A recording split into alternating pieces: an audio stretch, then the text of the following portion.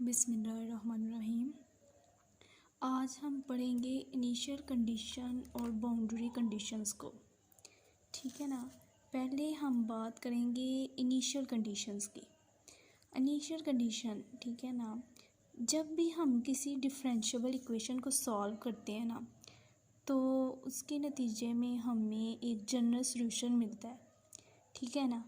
अगर हम बात करें आज, ये हमारे पास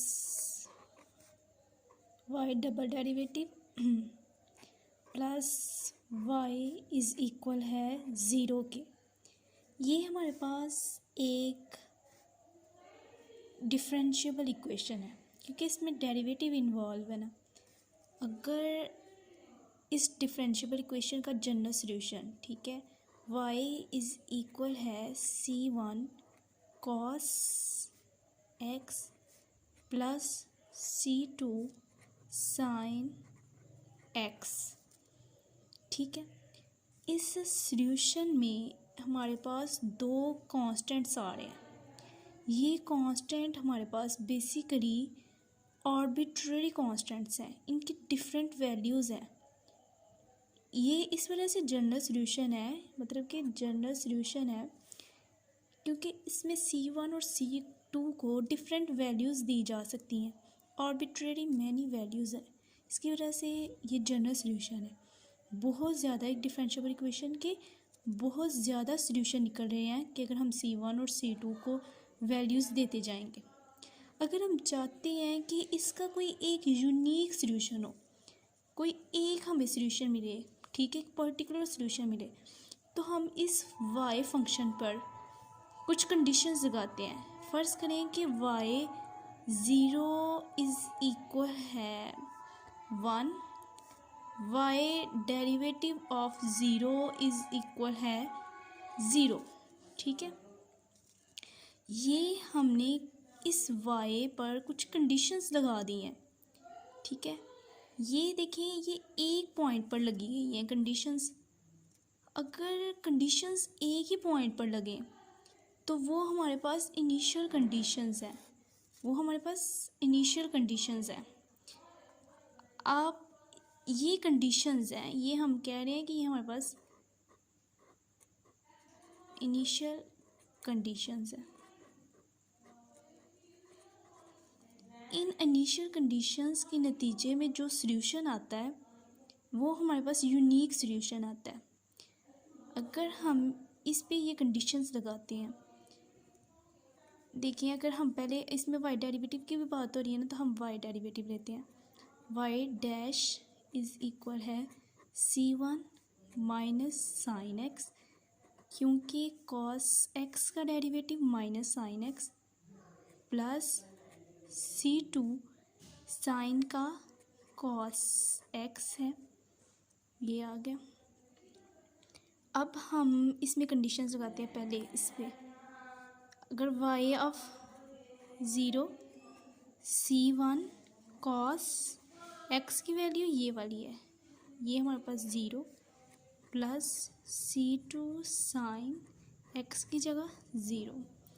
y ऑफ ज़ीरो हमारे पास किसके बराबर है, 1 के, तो ये 1, c1 cos इसकी तो वैल्यू 1 है, प्लस c2 ये हमारे पास ज़ीरो आता है, c1 की वैल्यू 1 आ गई।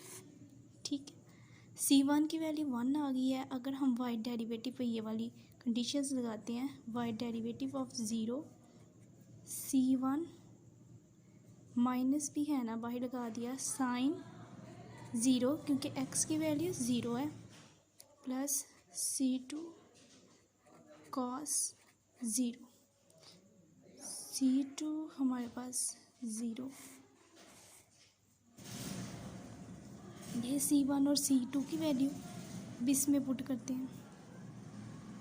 y इज़ इक्वल है c1 की वैल्यू 1 है तो cos x, और दूसरा हिस्सा ज़ीरो के बराबर हो जाएगा। c2 की वैल्यू हमें पता है कि वो ज़ीरो है, तो ये हमारे पास y इज़ इक्वल है cos x के बराबर आ गया।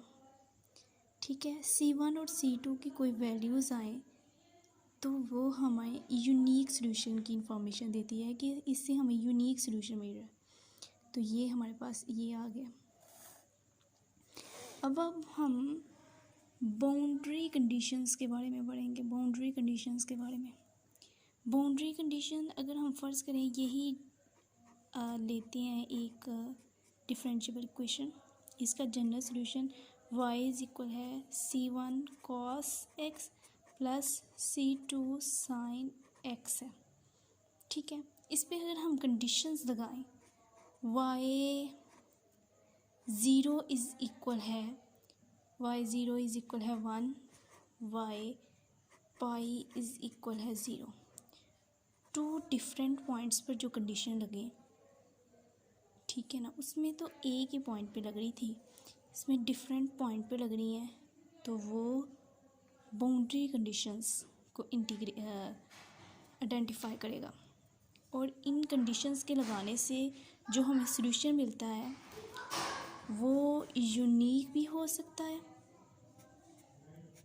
वो हमारे पास नो सॉल्यूशन भी हो सकता है,